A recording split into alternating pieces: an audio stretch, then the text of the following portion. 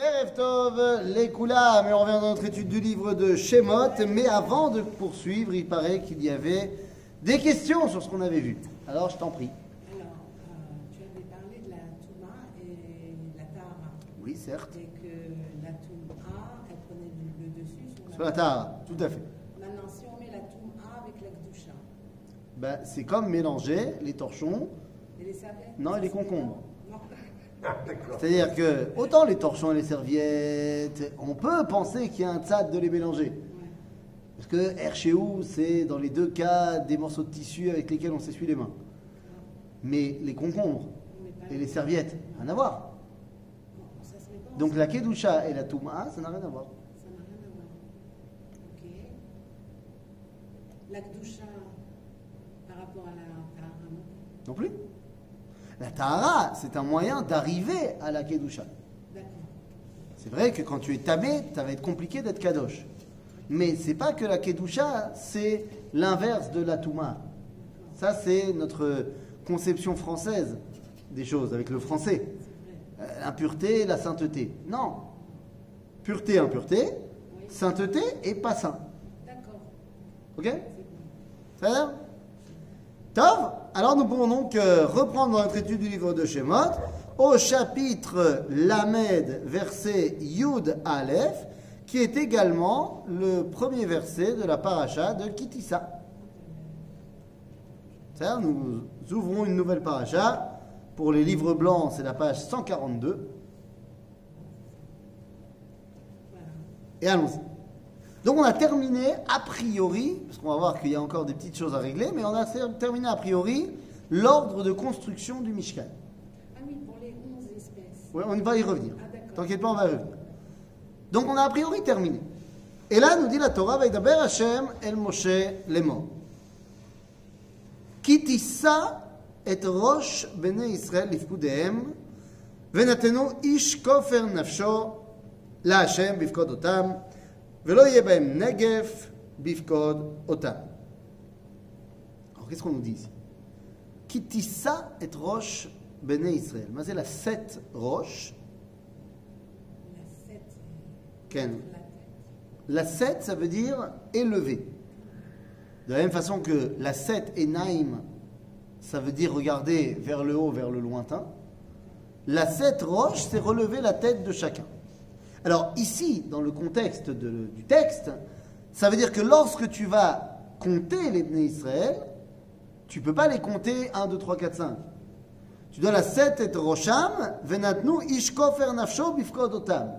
C'est-à-dire que chacun va donner quelque chose pour qu'on le compte. Ça va être le principe du machatzit à shekel. Ok? D'ailleurs, c'est la paracha qu'on lit dans Parashat Shkalim. C'est-à-dire, c'est cette partie-là qu'on lit. Là, on va parler maintenant de machatzit à shekel. C'est-à-dire qu'on va donner quelque chose. Mais avant de rentrer dans les versets même du machatzit à shekel, qu'est-ce que ça vient nous apprendre ici? La paracha de Kitissa, quel est son, on va dire son sujet principal? Alors, c'est vrai que nous, dans notre étude, on ne fait pas une étude de paracha. C'est une étude verset après verset. Mais on ne peut pas ne pas connaître l'entièreté de la chose. Et on sait que la paracha de Kitissa, son sujet principal, c'est le Vaudor. C'est-à-dire, on ne va pas encore arriver au Vaudor aujourd'hui, mais c'est le truc du truc. Et donc, dans une paracha qui traite de la faute, eh bien, on aurait pu penser que celui qui faute, out. Que celui qui faute n'a pas sa place au Beth Amikdash. Ou au Mishkan. Eh bien non. Ki tissa et rosh bnei Israël bifkudehem. Tu vas compter tout le monde. C'est quoi? Tu vas compter tout le monde, y compris celui qui faute. Parce que, et ça c'est un grand principe du judaïsme, Afalpi shechata Israël hu. Bien qu'il ait fauté, il reste membre à part entière du peuple juif. C'est comme tu avais dit pour la Ktoret. Non, c'est ça. C'est pour ça que ça fait suite. C'est-à-dire que ces versets-là font directement suite à la Kétoret. C'est-à-dire, donc c'est exactement ça. La notion ici est de dire, tu dois le prendre en tant que membre du peuple juif et pas en tant que quelqu'un qui a fait du bien ou pas fait du bien. Mais là, on parle de la 7 auto pour l'Echaber auto et la Kodesh, pour le décompter, pour qu'il fasse partie de la Kedusha du peuple juif. Et donc la question, c'est est-ce que quelqu'un qui faute peut également s'intégrer dans la Kedusha? Dans les autres religions, celui qui a fauté, il est éloigné, ça y est, c'est terminé.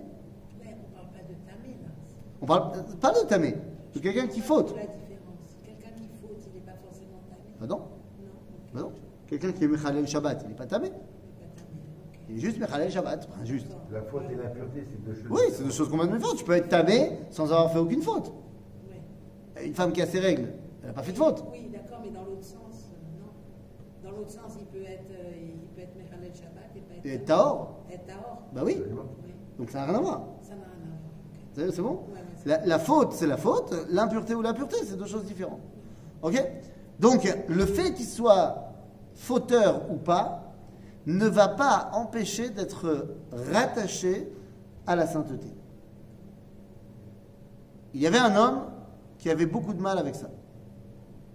Il y avait un homme qui s'appelait Rabbi Yaakov Ben Zeev Valovsky, ou alors plus connu sous son diminutif Rabbi Yaakov Ridbaz. Le Ridbaz, Rabbi Yaakov Ben Zeev Valovsky, était un Talmid Chacham Gadol. Il a fait son alia dans les années 20 et il a écrit un commentaire sur le Talmud à Yerushalmi. Qui s'appelle Maré Panim. C'est pas un petit joueur, le mec. Il a étudié dans sa jeunesse à la Yeshiva de Volojim et l'un de ses, on va dire, comme on dirait en hébreu moderne, un de ses ramim, un de ses copains d'enfance, mais qui en fait était quelques années au-dessus de lui, qui lui apprenait la Torah, c'était le Rav Avraham Yitzhak HaKohen Kook, quand il était jeune à la Yeshiva de Volojim. Et bon, ils ont chacun évolué. Et Rabbi Yaakov Ridbaz, quand il arrive en Israël, émet une critique très forte contre le Rav Kook. Sur plein de sujets techniques de Halacha, comme par exemple le Heter HaMechira de la Shemitah. Mais ce qui le dérange le plus, c'est on va dire les liens amicaux, voire très amicaux, qu'entretient le Rav Kook avec les Chilonim. Avec les gens qui sont en Israël, qui sont en train de construire le pays, mais qui ne sont pas religieux.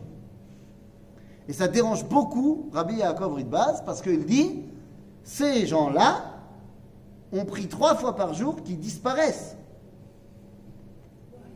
Parce que pour lui, la bracha de Birkat Aminim dans la Shemona Esrei, dans la Hamida, il pense que c'est contre les Chilonim.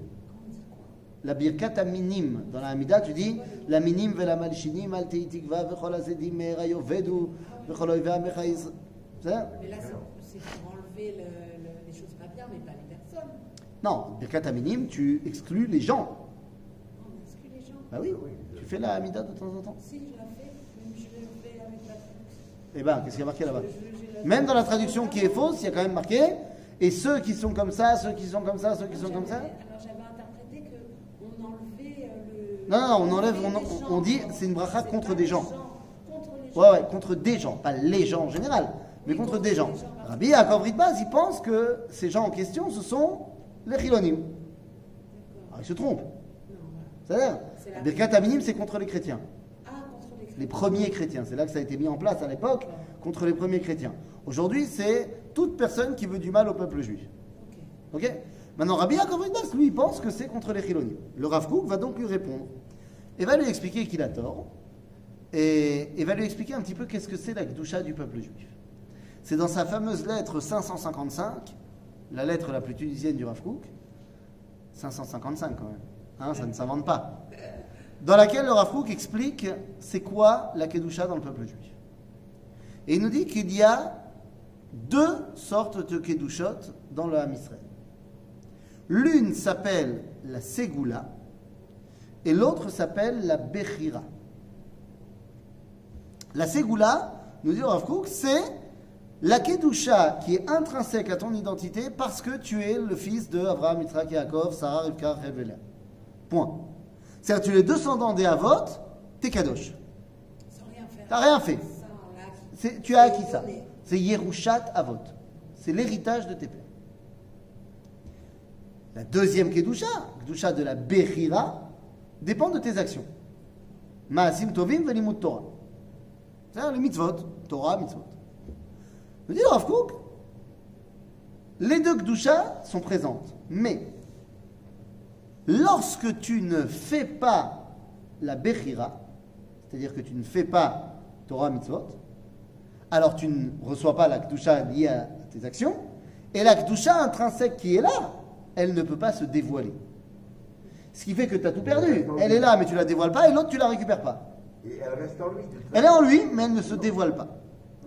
Et donc, il va expliquer au Ribas. Donc, les Chilonim, ils ont une Kedusha en eux. Ils n'arrivent juste pas à l'exprimer. Il faut les aider à l'exprimer. C'est-à-dire. Mais donc, ça veut dire que, quelle que soit ta pratique, quand tu es membre du peuple juif, eh bien, tu restes dans la Kedusha. C'est la Nekudat Tova, comme dit Mais, oui, mais pourquoi? Parce que tu peux toujours, à un moment donné, C'est ça. faire tu vois. Voilà, ouais. Ça, Se réveiller. Tant que tu mets pas fin à tes jours tout seul, alors tu peux faire tes chouvas. C'est sûr que si tu mets fin à tes jours tout seul, c'est compliqué de faire tes chouvas après. C'est-à-dire. Mais l'idée, c'est que la chouva est toujours possible. D'accord? Donc, qui dit ça? Et donc c'est très important de dire ça dans la paracha qui va ouvrir l'histoire du Vaudor. Qui tissa et rosh bnei Israël lifkudehem venatenu ish kofer nafsho la Hashem bifkod otam velo yeh bahem negef bifkod otam.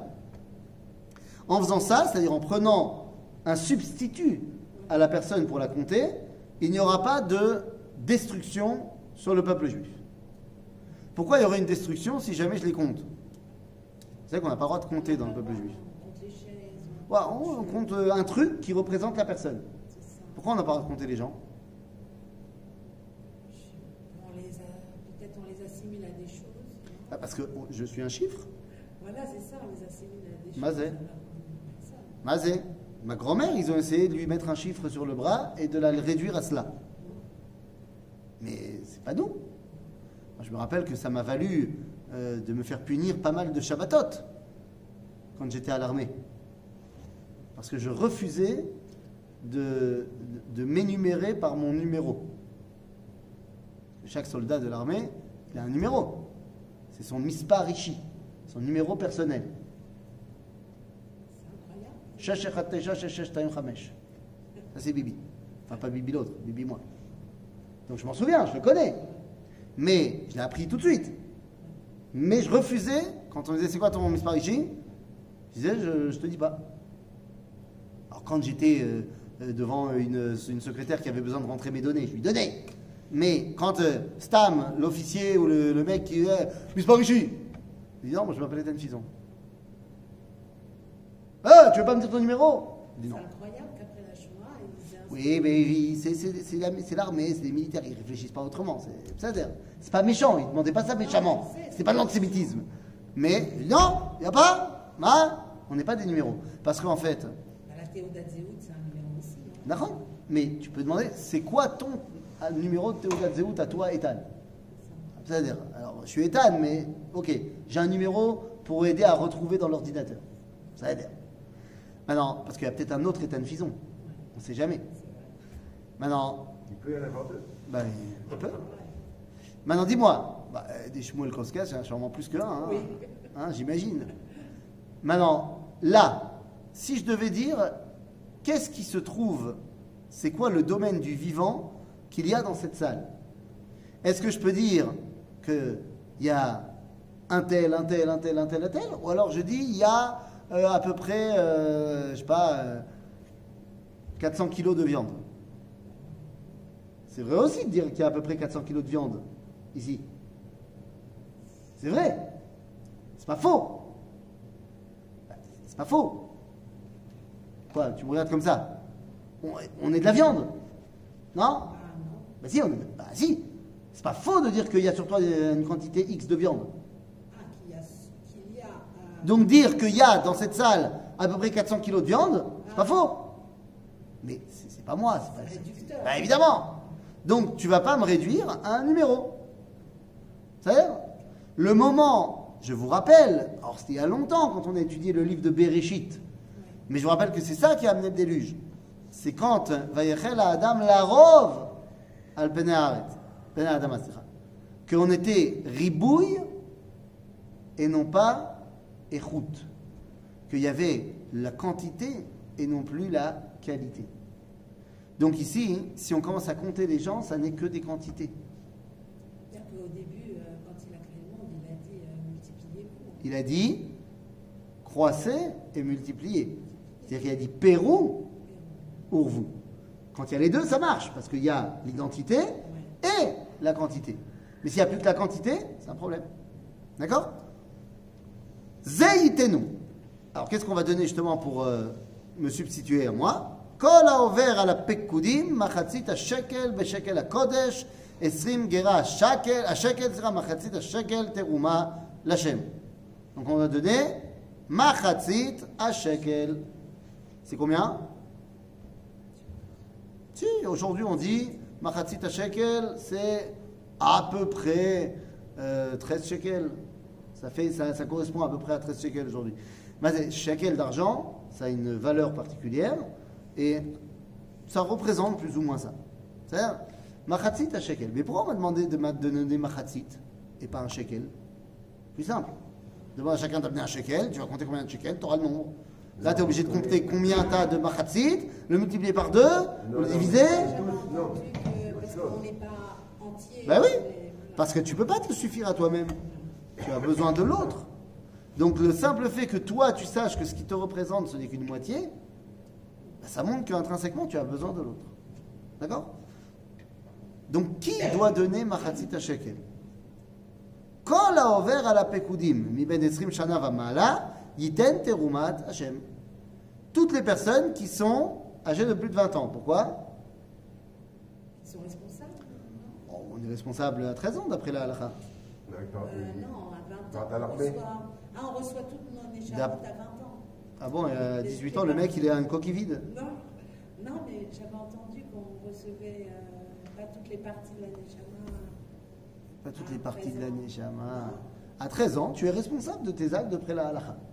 Oui, Non. mais, Après les événements qu'on a vécus la semaine dernière, on doit se rappeler que ce qui est important dans le judaïsme, c'est la halakha. Oui, mais dans la halakha, il ne parle pas aussi de 20 ans. Dans la halakha, si, mais dîner shamaim, Dieu il te juge à partir de 20 ans. Mais c'est pas la halakha. D'après la halakha, si j'ai volé à 13 ans et 2 jours, je vais au Beddin. Qu'est-ce qui s'est passé la semaine dernière? Oh ben, je sais pas si tu as entendu, il y a une histoire qui a secoué le monde Haredi. L'écrivain, là. Hein, l'écrivain. C'est quoi ton avis, tiens? Eh bien, mon ami, je pense que tu fais partie de mes groupes WhatsApp. Tu reçois mes vidéos tous les jours, n'est-il pas? Oui, mais il y J'en en ai a parlé ce tellement, matin. il y en a tellement que je... C'est la vidéo de ce matin, mon ami. Mais justement, je suis Koulom et Global. C'est ça, Kolom et Boulbal. Donc, je t'invite à réécouter la Nous, vidéo. Bémet. Mais non, mais ça va des être- milliers ça- d'auditeurs qui t'écoutent. Mais justement, ils ont tous entendu ce matin. Nous, Bémet. Quoi? Qu'est-ce que t'en penses? Mais j'ai tout dit. Et puis, en plus, j'ai dit ça Shabbat aussi. À la synagogue. J'étais pas là. Ah, c'est ça. Qu'est-ce que j'en pense? Qu'est-ce que tu veux que je te dise? Je pense que c'est dramatique. Moi, je pense que c'est dramatique, mais je pense quand même que c'est. Comment dire, ils l'ont pas mal traîné dans la boue. Absolument pas. Moi, je pense que ça a été fait de manière tout à fait bien. Et je pense que c'est scandaleux, mais absolument scandaleux, de chercher à lui trouver une fausse histoire, de trouver des excuses, de dire que c'est pas vrai, c'est encore pire. Ah, ça, c'est pire. Mais... C'est quoi? J'ai pas entendu. Il y a un écrivain très connu, non, si tu permets. Oui, je Jean vous en prie. Haredi, que je sais plus comment il s'appelle, bon, enfin bref. Qui en même temps, d'ailleurs, c'est un truc vraiment israélien, était psychologue, c'est ça? Moi, j'enlèverais recevait- complètement la phrase que tu viens de dire, parce que c'est... Quoi? parce Non, que- il recevait des gens, Non, c'est mais- pas ça, non, juste un écrivain. Non, c'est pas ça que tu as dit. Et ça, c'est complètement israélien. J'enlèverais cette phrase complètement. Non, dans le sens Parce où que- je veux dire, le mec, tu demandes, Oh, le ben, mec, c'est vrai il que était écrivain, il était ça journaliste, n'existe pas écrivain. en France. Ça n'existe pas aux États-Unis. Ça n'existe pas dans les autres Bref. pays. Non, c'est. Non, slicha. Tu crois comme ça que la Shonara sur le clan Israël, je vais te laisser comme ça Non, la c'est pas du fligue? Lachonara, c'est juste que c'est vraiment quelque chose d'original. C'est pas du tout, malheureusement, c'est pas du tout original. Super original. Non, c'est excuse-moi. pas du tout original. Tu veux que je te dise le nombre de personnes qu'on a entendues, excuse-moi, dans le monde chrétien en France, dans le Mais non, monde de mais tu l'ecclésiastique. Mais non, attends, 2 Ne me secondes. dis- tu es en Quand train de je me dis dire c'est- que non, je dis que c'est original, israélien. que le mec était écrivain et psychologue, c'est tout. Je dis pas que c'était original, qu'il était Mais c'est pas Haredi. israélien, ça. Je te parlais juste Il y en a du plein fait que- partout. Mais je te Il y a des disais juste que présidents le mec qui ne était, sont pas était sur journaliste, ça. écrivain, et en même temps, c'est ça, Il n'était brossait pas les gens. journaliste d'abord. Si, il était journaliste, Non. il écrivait dans Matin et Man, un truc comme ça. Yated Ne'eman, voilà, enfin, mais, voilà. il n'écrivait pas en tant que journaliste. Quand le Rav Cherki, il écrit un Mahamar dans un journal religieux, il n'écrit pas en tant que journaliste. Ok. Ok. Donc il n'était pas du tout journaliste. Il était un des garde-fous de la pensée du journal de Yated Ne'eman. Non, c'est-à-dire qu'il était en tant que statut d'écrivain et de psychologue, psychothérapeute de couple, d'éducateur des C'est jeunes. de machin. ça que je disais que c'était original. Oui, C'est mais tout. ça n'a rien d'israélien. C'est Non, pas je- linéal. C'est pas linéal. Dans tous les cas, cet homme, il y a des dizaines et des dizaines de personnes qui sont venues dire qu'ils ont été agressés sexuellement, dont des enfants, des femmes. Tu as tout le spectre des gens qui sont venus et qui ont dit tu connais, ça marchait. Il y en a un, puis il y en a deux, puis il y en a trois, puis tu te rends compte au bout d'une semaine. Il y a eu 22 témoignages. D'accord. Et comment dire, ça fait un énorme tremblement de terre dans le milieu Haredi et cet homme-là s'est suicidé. Et donc maintenant, le débat, il y en a qui disent Non, mais c'est pas ça, le c'était débat. du Lachonara, il a été très bon, mais il n'a pas laissé la possibilité de se défendre. Il y en a d'autres qui disent, Loretan, Alors, qui disent non, que Slicha. tout lui a été, enfin, c'est pas du Lachonara, et en gros, Je vais vous expliquer une chose très simple. D'abord, il n'y a même pas de débat de savoir si c'est du Lachon Hara ou pas. C'est absolument pas du Lachon Hara, parce qu'il y a des halachot sur le Lachon Hara. Deuxièmement, c'est pas vrai qu'il n'y a pas eu la possibilité de se défendre. C'est complètement faux, puisque le Rav Shmuel Eliyahu lui a fait un beddin et lui a parlé plusieurs fois. Il lui a même dit qu'il ne le reconnaissait pas lui en tant que beddin, en tant que Rav truc. Il a dit, il n'y a pas de problème, dis-moi quel Rav tu veux. Mon kavod, il n'est pas important, a dit le Rav Shmuel Eliyahu. Je m'en fiche de moi. Dis-moi quel Rav tu veux qui te juge, il n'y a pas de problème. On va chez toi, sur ton terrain. Il a donné le nom d'un rabbin, et finalement il a dit non, la veille, il a dit non, finalement je veux un autre, et il ne s'est pas présenté. C'est-à-dire, c'est pas aussi, on ne lui a pas laissé le moyen de se défendre. Ça, c'est la première chose. La deuxième chose, c'est que le plus grave, lui, il a fait quelque chose de terrible, et après, il a décidé de se mettre fin à ses jours, ça c'est son problème. Mais le plus grave, c'est pas ça, c'est la réaction d'une grande partie du monde Haredi qui a décidé de lui faire un espèce des éloges funèbres, Gdolador, ce que tu veux. C'est-à-dire cette volonté de toujours nier les faits. Et c'est très grave. C'est très, très, très grave. Bah oui. D'autant plus qu'il n'y a aucun doute. Ah voilà, c'est ça. Il n'y a aucun doute. C'est-à-dire que le Rav Shmuel Eliyahu nous a expliqué, et il nous a raconté tous les témoignages, et il a reçu, machin, et c'est pas lui tout seul. Hein. C'est plusieurs rabbanim. Il y a zéro doute possible. Donc c'est malheureux. Enfin, tout ça pour te dire que c'est compliqué. Et je disais ça, pourquoi? Parce que quand on dit la halakha, la halakha c'est Mashiach Hashut. Mais là, il y a un deuxième niveau. Oui. Le suicide est totalement, comment dirais-je, dans la Torah, le suicide. Oui, il est interdit. pas- Oui, mais ça c'est le problème de celui qui s'est suicidé. Mais Ça quelqu'un c'est qui son est problème censé personnel avec représenter Dieu. la pensée, Hein? fait quelque chose qui est totalement, absolument interdit, ça fait. Mais ça je m'en fiche complètement moi. Comment? Je m'en fiche complètement. Non, mais je parle pour Ah non, lui, mais je t'explique. Pas pour la personne, ça fait bizarre. Mais que je- elle, qui est censée représenter une pensée, Mais non, n'applique t'as pas compris. quelque chose de. Excuse-moi de te le dire, mais je pense que là, c'est la preuve, ce que tu dis, de la chute terrible dans la religiosité exacerbée. Oui, c'est ça. Non, non, non. Ce que je te dis, c'est contre toi, c'est pas contre lui. Écoute-moi ce que je te dis. Tu as raison que c'est assourd de se suicider dans la Torah. C'est n'importe. Et tu as raison que quelqu'un qui représente la Torah, une pensée toranique, bah, quand même, se suicider, c'est quand même l'inverse complètement. Oui, c'est ce que- Mais je m'en fous de ça. On est d'accord. Parce que ce qui te dérange, c'est qu'il soit suicidé et que c'est interdit dans la Torah et qu'il était religieux. Mais Non, c'est ce qui tout me dérange, autant. c'est qu'il fait C'est tout. un filou lachem aussi grand. De quoi? De suicider? Non. Mais je m'en fiche du suicide. Mais c'est son action qui Oh, fait donc ça veut dire que le lachem. suicide, je m'en fiche complètement. C'est-à-dire que c'est Béhémet le Khashouv. C'est son problème avec Dieu. J'ai dit Maintenant, pas le contraire. le vrai problème du Chilul Hashem, c'est le viol des gens. J'ai pas dit le contraire. Eh bien, mais si, parce que si on s'offusque et que ça nous dérange, je veux dire, j'ai parlé avec une personne charédite vendredi qui me dit, moi mon problème c'est qu'il soit suicidé. Comment je raconte ça à mes enfants qu'il s'est suicidé? Je dis, mais je m'en fous. Mais je m'en fous comment tu racontes ça à tes enfants. C'est pas ça le problème. Le problème, c'est l'autre côté. Moi, le problème, enfin, moi, ce qui me choque, Enfin, c'est ce SPED qu'ils ont organisé. Ça en plus. C'est pas- Ça en plus, c'est un vrai problème. C'est un vrai problème. Non, Attends, enfin, bon. une dernière question. Oui. Je crois que c'est Rav Shlomo Shmuel Eliyahu qui a dit qu'il fallait jeter ses livres. Tout à fait. Tout ça. On ne fait pas de distinction entre la personne Absolument et son œuvre. pas.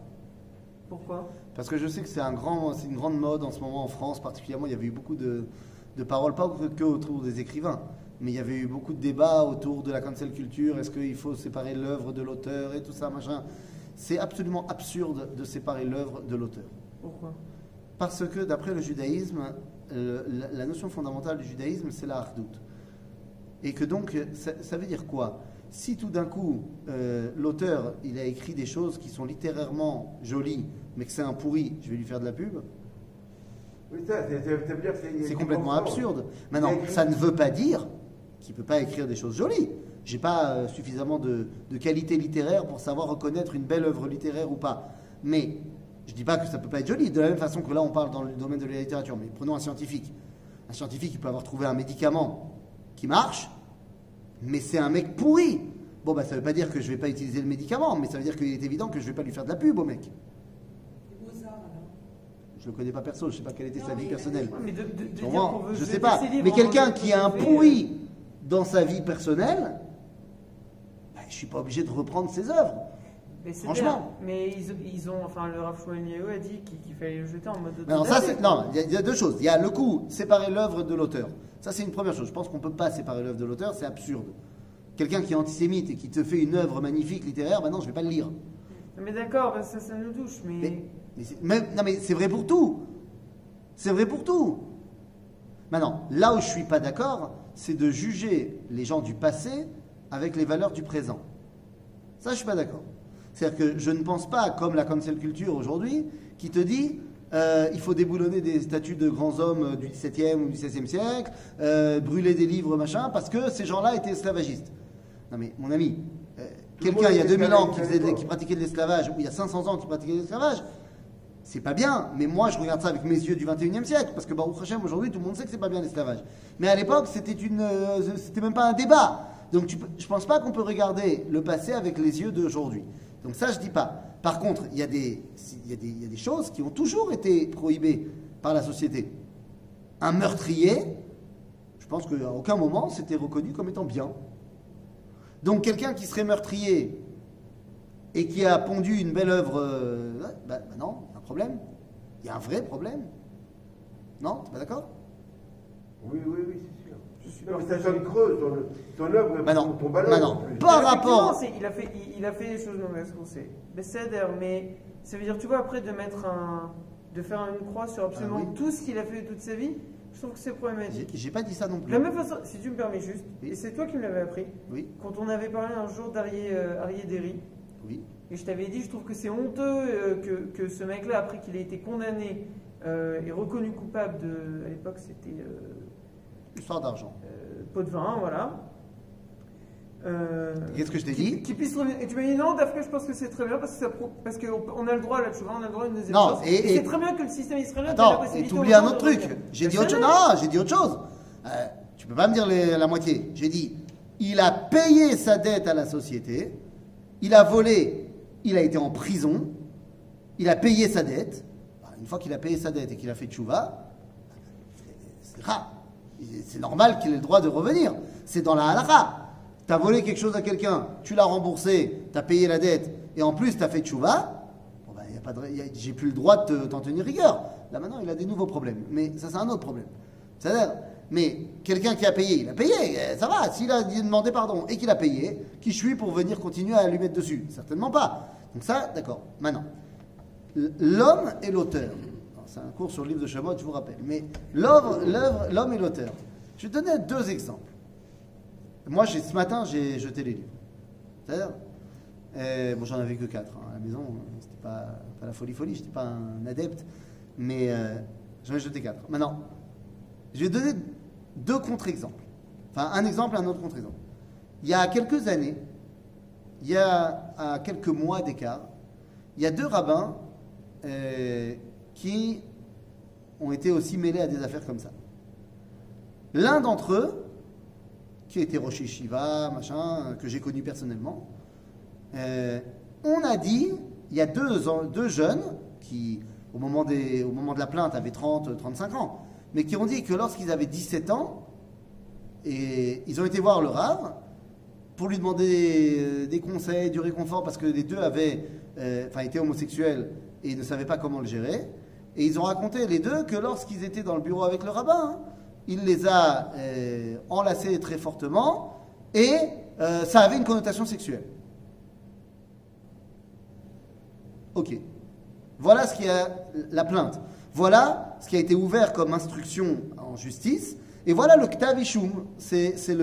La condamnation a été sur quoi? Sur le fait qu'il les a enlacés et que ça lui a procuré une satisfaction sexuelle et que donc ça peut être assimilé à du harcèlement sexuel. Bon, c'est quand même assez léger parce que c'est pas sûr et puis on prête une intention. Les faits, il n'y a pas eu de viol ou de trucs comme ça. C'est pas ça qui lui est reproché. Donc quand la paracha est sortie, il a écrit plein de livres, il a fait plein de cours, machin. J'avais demandé au Rav Cherki, est-ce qu'on peut continuer à étudier? Il m'a dit, écoute, tant qu'on ne sait pas, machin, il ne faut plus aller à ces cours en live. Parce qu'on n'a pas le droit d'apprendre d'un Talmid Racham qui n'a pas de bonne midot. Parce que tu risques d'apprendre aussi de ses mauvaises midot. Donc tant qu'on ne sait pas exactement le truc, va pas au cours. Par contre, étudier les bouquins, eh bien là, on va falloir faire une différence. Est-ce que sa Torah, ses livres, ses enseignements, parlent des sujets pour lesquels il est tombé? Ou pas? En l'occurrence, ce Rav-là, sa Torah, c'était de l'étude de texte. C'était pas, il parlait jamais pratiquement des midot ou de la sexualité, de la vie intime, tout ça. Il parlait, il prenait le texte et il disait, regardez ce verset-là dans la paracha, en fait on peut le remettre en relation avec un verset dans Divrei Hayamim parce que c'est le même mot et que donc ça veut dire que c'est relié à la névoie de... Tu vois, ça n'avait rien à voir avec le sujet pour lequel il était interpellé. Donc il m'a dit, les livres tu peux les garder. Quelques mois plus tard, il y a une autre histoire beaucoup plus grave avec un autre rabbin de Tzfat qui était Rosh Shiva aussi et qui était très très très très connu, machin, qui s'est avéré, et là pour le coup avéré complet, avoir violé beaucoup de femmes mariées, machin, les avoir complètement abusées, genre grave, mamache grave. La différence, c'est que donc ça c'était avéré, et deuxièmement, il avait écrit plein de livres, le monsieur. Seulement tous ces livres parlaient de quoi? De comment garder la brite, de comment être quelqu'un qui est bien au niveau de ses midotes et de sa sexualité, tout ça, machin. Toute sa Torah parlait de ce pourquoi il avait fauté. Je dis, tu peux pas garder des livres comme ça. Parce que, qui te dit que maintenant tu vas pas relire le truc et maintenant que tu sais ce qu'il a fait, tu vas peut-être apprendre autrement. Tu vas y voir des allusions. Tu peux pas faire un truc comme ça. Donc, un bonhomme qui toute sa vie, c'est d'être un éducateur d'enfants, un thérapeute pour couple et un ishrinour de manière générale, et c'est dans ces domaines-là qu'il tombe, avec les enfants, avec les femmes mariées, avec... Ça colle pas. Ça a l'air. Donc voilà la situation. Donc tout ça pour dire que yesh halacha. C'est me'ot pashut. Me'ot pashut. En fait, c'est me'ot pashut. Moi, j'essaye, même si des fois ça prend pas énormément, mais moi j'essaye de jamais me retrouver dans l'ascenseur avec une fille. Et je te parle même pas des lois sur le yichoud, parce que c'est pas yichoud. Mais non, parce que à tout moment l'ascenseur il peut s'arrêter, parce que c'est pas toi qui décides quand l'ascenseur il s'arrête. Peut-être il y a un mec qui a appelé l'ascenseur à l'étage d'après, et donc à tout moment il peut s'ouvrir. Donc c'est pas yichoud, parce que c'est pas un endroit où tu es vraiment fermé avec la personne. Mais l'erteda. Il suffit qu'après elle aille porter plainte et il m'a touché dans l'ascenseur. Ça doit dire. Donc moi, alors, des fois je fais pas attention et des fois je me retrouve dans la situation. Mais de manière générale, si je suis dans l'ascenseur, alors je monte pas quand c'est que du 1 contre 1. Et si jamais à un moment donné il y a tout le monde qui descend et on se retrouve que deux, je descends aussi. J'essaye. Et je termine à pied. Ou je prendrai le prochain. Mais parce que oui, il faut se protéger, parce que oui, aujourd'hui on est dans une société où malheureusement on a vu des femmes qui ont dit des choses sur des hommes et qui n'étaient pas vraies. Mais en aucun cas, quand la personne elle vient se plaindre, on doit penser à l'Echatrila que c'est une menteuse. Toi, tu dois te protéger. Il y a des halachot, des yichud, des machins, c'est sûr. Mais à aucun moment, tu dois remettre en cause la parole de la personne. Et c'est très bien que tu es coupable jusqu'à preuve du contraire. Tu n'avais qu'à pas te mettre dans ce genre de situation. Il me colle à cabane. Je suis désolé. J'ai pas. Peut-être que je vais être dur, mais on est un public francophone, on entend plein de choses sur des célébrités francophones, des machins, des plus connus, des moins connus. Et toutes les 5 minutes, il y a une nouvelle affaire qui sort. Maintenant, je veux bien croire qu'il y a des affaires qui ne sont pas vraies, qu'il y a des histoires d'argent, et des histoires de vengeance, etc. Je veux bien entendre. Mais il y a un moment donné, je veux dire, pourquoi tout le temps, c'est des gens qui se mettent dans des situations où on ne sait pas s'il l'a vraiment touché, mais il était complètement ivre avec elle dans un endroit seul, machin, non, mais... Allô? C'est pas pour rien qu'on t'a dit que ça n'existe pas, que tu es dans une pièce fermée avec une fille. C'est pas pour rien qu'on t'a dit ça. C'est de la saute. Donc il faut faire très attention à ce genre de choses.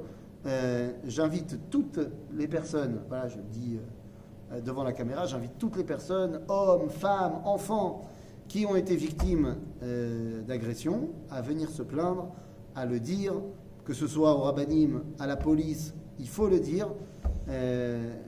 Il faut casser un système qui protège les agresseurs.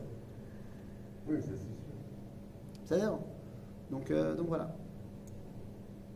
Voilà, ceci étant dit, on peut continuer peut-être Yofi. Et tout le monde fait partie de... Non, parce qu'il y a même des gens qui ont été jusqu'à dire parce qu'il y a des rabbins qui ont dit il n'a rien fait. Malgré toutes les preuves qui ont été amenées. Sur quelle preuve il dit ça? Aucune. Ah, voilà. Mais ça, c'est dégueulasse. À tel point qu'il y a des gens qui ont dit non, mais le Rav qui a dit ça, c'est Ruach HaKodesh. Et c'est terriblement dangereux. Terriblement dangereux. Terriblement dangereux. Non, ils veulent protéger. Halakha. Oui, C'est pour ça qu'on avait commencé à cause de ça. ouais, c'est vrai. C'est-à-dire, même si la personne est la Ruach HaKodesh, c'est pas comme ça qu'on décide de la halakha. Un prophète, une fois qu'il est prophète, il ne peut pas être au Sanhedrin. C'est-à-dire qu'au moment où il siège au Sanhedrin, il ne joue pas sa carte prophète. Il joue sa carte halakha. Hein? Taïv. En tout cas, revenons à notre Machatzit HaShekel. Ine. Ayashir lo yarbe. Ve'adal lo yamit. Mi Machatzit HaShekel. La tête est Trumat Hashem lechaper ad nafshotechem. Donc, c'est un impôt très particulier, le Machatzit HaShekel, puisque c'est un impôt. Chacun doit donner une fois par an. Mais, c'est le même montant pour tout le monde. Je peux poser une question de grammaire, de Yigdou, pourquoi Shekel et Shekel? Il dit Shekel. Ouais, c'est justement, comme tu dis, c'est pour des raisons de grammaire. D'accord. Est-ce que c'est Milra ou Milel? C'est des questions de grammaire. Ok. Viens, on rentre pas là-dedans là maintenant. Ok, d'accord. Il y a, Ok. il y a un sketch là, de Gachash Arriver. Ah, Gachach, ok. Si tu en es à regarder le Gachach Arriver, ça veut dire que ton intégration se passe très bien. C'est très bien. Et de comprendre. ולקחת את כסף הכיפורים מאת בני ישראל ונתת אותו על עבודת אוהל מועד והיה לבני ישראל לזיכרון לפני השם לכפר על נפשותיכם. Et oui, cet argent-là, il sert à quoi? On en fait quoi? Une fois par an, tout le monde vient se faire... Ah oui, tu vois, on n'a pas expliqué. On a commencé tout ça parce qu'on parlait de 20 ans. D'accord? Et on a dit pourquoi 20 ans? Alors là, à 20 ans, on dit, c'est pas une question de... On te donne plus de neshama. On rentre à l'armée, non? Bidiouk. C'est l'âge où tu rentres à l'armée. Pourquoi on a été compté ici? Parce que on va faire l'itzbot, ça va. Donc, c'est qui les gens qui peuvent commencer à être dans la vie active? C'est ceux qui vont à la guerre. D'accord, donc les femmes, on les compte pas. Donc les femmes, on les compte pas. D'accord. C'est-à-dire donc, cet impôt-là, il va servir à quoi? On va acheter quoi avec cet argent? Mais on va acheter tous les korbanot tzibur. Hein? Pour le fonctionnement du Mishkan. Alors, en particulier, les korbanot tzibur. C'est-à-dire tous les sacrifices qu'on fait tous les jours pour le klal, c'est avec cet argent-là. C'est-à-dire, ça veut dire que un riche, je sais pas, un mec qui est très très riche, imagine demain on construit le Beth Amikdash. Et je sais pas moi, est-ce qu'il est riche juif aujourd'hui? Ah, ben il y en a qui voulaient. C'est qui les riches juifs aujourd'hui? Celui qui voulait construire. Ah, Laurent Lévy. Oui. Oui, non, alors par exemple, Laurent Lévy, je sais pas, prenez n'importe qui est juif. Qui est riche ou qui est juif? Qui est juif et riche. Je sais pas, comment il s'appelle? Zuckerberg, il est juif? Ouais. Ouais. Et bien alors disons que Mark Zuckerberg, il te dit, moi, Ani Torem et Kol HaKorbanot, la Shana Azot. Ben non. On peut pas. C'est très gentil de ta part, Kol HaKavod, mais c'est pas possible. Parce que Korban Tamid, ça doit venir de tout le peuple juif.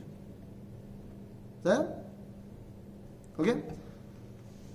וידבר השם אל משה לאמור, ועשית כיור נחושת וקנו נחושת לרוצה, ונתת אותו בין אוהל מועד ובין המזבח, ונתת שמה מים. Donc à l'entrée du Beth Amikdash, du Mishkan, et du Beth Amikdash aussi, il y aura un kior. Un évier. Un évier, enfin un évier, ouais. C'est plus une station de lavement. De lavement de quoi? Des mains et des pieds. Et voilà. Verachatsu Aaron umanav mimeno et yedehem ve'et ragleh. Pourquoi on passe du coq à l'âne? Oui. On passe du marché de shekel à ça, comme ça. Bah, on parle des dernières choses qu'on a besoin pour le fonctionnement du Mishkan. Peut-être, mais pourquoi est-ce qu'on. Pourquoi? Pourquoi on a interposé Martita? Bah, tu te rappelles, on a dit Machatzit Shekel, c'est la notion de tout le clan d'Israël. On a expliqué, y compris ceux qui ont fauté. On a besoin de tout le monde. Là, la avoda, le kior, il sert à quoi? À l'ekadesh et à Kohen, sheolech la avod. Lechaper al nafshotenu. Donc le Kohen, il va servir à justement rapprocher tout le monde. Pour ça, il doit pouvoir se rentrer dans la avoda. Pour se rentrer dans la avoda, il va faire une Netilat Yadayim, veraglaim. Aujourd'hui, on fait que Yadayim parce qu'on n'est pas au Beth Amikdash. Mais normalement, le Kohen, quand il va faire Birkat Kohanim, tu devrais lui laver les pieds aussi. Comme on n'est pas au Beth Amikdash, alors on fait que les mains. Maintenant, pourquoi donc c'est maintenant? Parce que ce Kiddush Yadayim Veraglaim, c'est pour que le Kohen il puisse commencer à faire son boulot. De quoi? De rattacher et de rapprocher tout le peuple juif. On est dans la même idée. La question qu'on pourrait poser, c'est pourquoi il est en Nechoshet? Pourquoi il est en cuivre? Le cuivre. C'est D'accord. un alliage de quelque chose. Je sais pas, Non, je crois pas, je sais pas, non. je pense pas que c'est un matériau. Non. Et pourquoi il est en cuivre? D'habitude, on a vu des ustensiles en or, en argent. On avait déjà vu le misbeach à Nechoshet, mais Metsupezav. Compliqué cette histoire. Là, on a un kior qui est complètement en Nechoshet. À quoi fait référence le cuivre dans le judaïsme?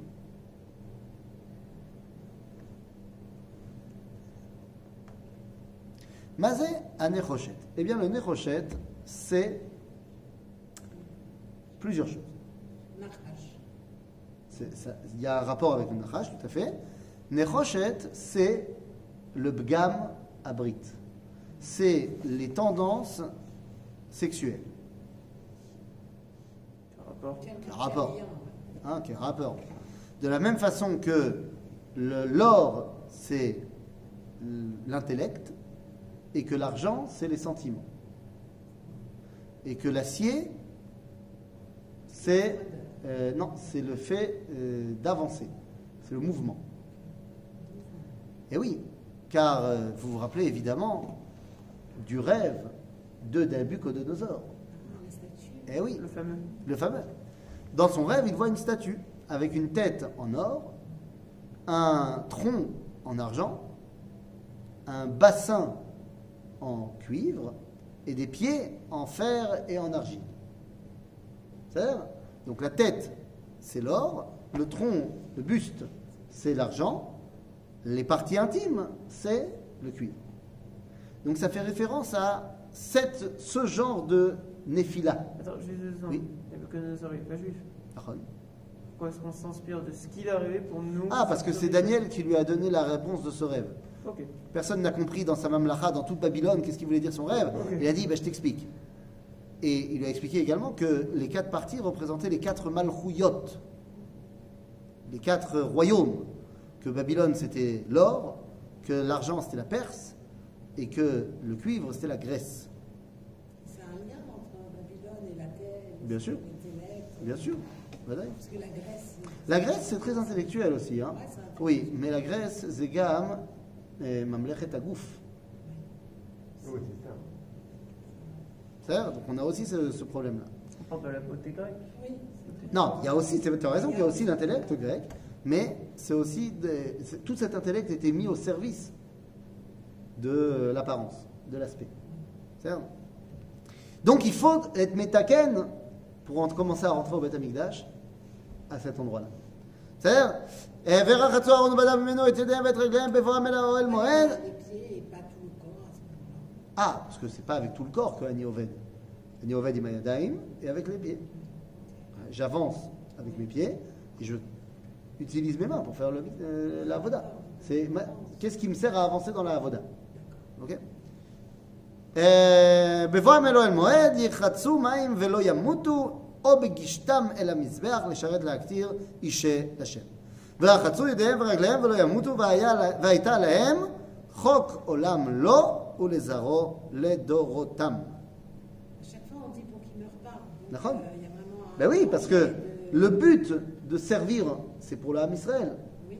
S'il ne fait pas ce qu'il faut pour le rattacher à Klal Israël, il ne sert à rien, il n'a pas à être ici. Non, mais de là à mourir. D'accord?